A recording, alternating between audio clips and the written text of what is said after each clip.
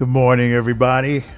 I have something I want to share, something I've just been rejoicing in the Lord in. And growing up, the Bible translation that I mostly had exposure to was the King James Version.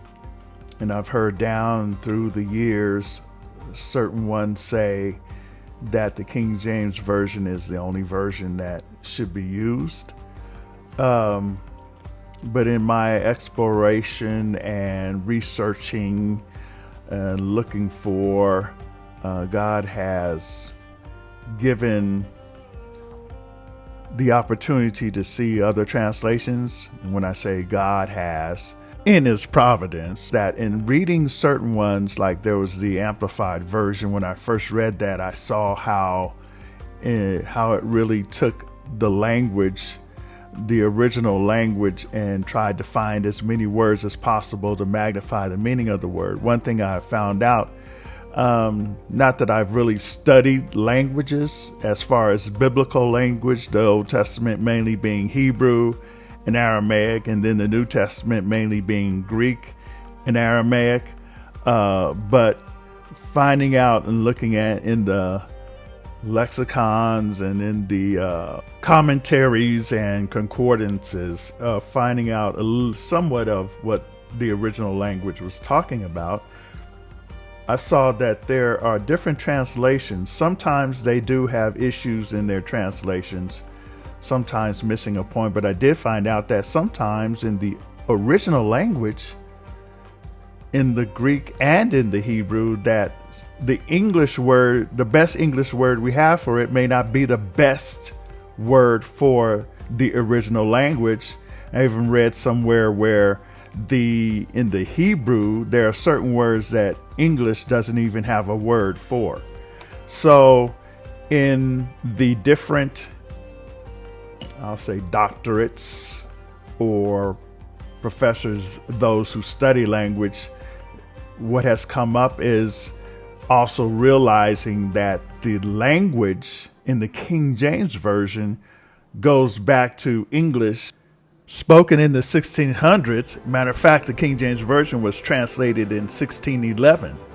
And many of the words aren't even used. They're, matter of fact, obsolete, or many of them have evolved and changed in their meanings. And English is continually evolving, and it has great influences from many other words of other languages. I like the way a good friend of mine related this situation of translations to what happened in the advancement in the modes of transportation. At one time, we mainly used our feet to get to wherever we were going. Then there were animals, donkeys, camels, horses, elephants, etc., covered wagons. Then came the invention of the Model T and steam engines. Are we still using those? Cars and other transportation means are continually being updated. God knows what we understand and don't understand. He knows how to break things down to our level of understanding. Jesus told parables to the people of his day and time and culture. As I've looked at these different translations, I believe God has allowed some by the Holy Spirit to give them a way of expressing in their translations. There's also paraphrases, but in their translations to give sometimes a clearer word or a better word, better understood word to understand what the scriptures that were inspired by the Holy Spirit to say to us in our contemporary minds. I also want to give a shout out to a minister who came to our church one year, and he preached, and in his sermon he said a pretty key statement. He said what you need to do or what you should do. It was a word of admonishment to get whatever Bible Holy Spirit directed, that you have a good understanding, or will give you a good understanding. A good Bible that will help you understand what God is saying. And listening to those words were an encouragement. And those who are surrendered to or seeking for what God has to say and asking for His Spirit to direct will do that very thing. Another thing to consider just came to my mind is realizing that when we read the Bible, we're not reading the American culture or Western culture. It is the Hebrew or biblical Hebrew or Middle Eastern culture. Those things have a part to play. And it was especially in the Israelite culture. It was God's culture that He instructed them in, or some things in their lifestyles and certain factors, those play a piece. And there are some theologians that really know how to bring it out to us as far as what aspects or context certain things were being said and done in the scriptures. So that has a part to play in the translations. But what I do is I have the King James Version along with other versions and translations and compare them, in comparing to see if they are basically saying the same thing or the idea is being said, and just choosing which one says it the clearest. And I have been very definitely blessed and enriched in doing that process. And I'm currently looking at this TPT, the Passion Translation.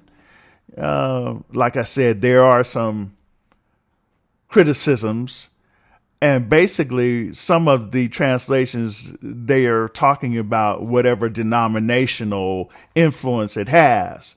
But if it's saying the truth, if that scripture's telling the truth, and like I said in the comparisons, man, sometimes it's said so clearly in it, it's been overwhelming at times. Now, after all saying all that, I'm going to share with you something that I just read this morning that, in a sense, blew my mind.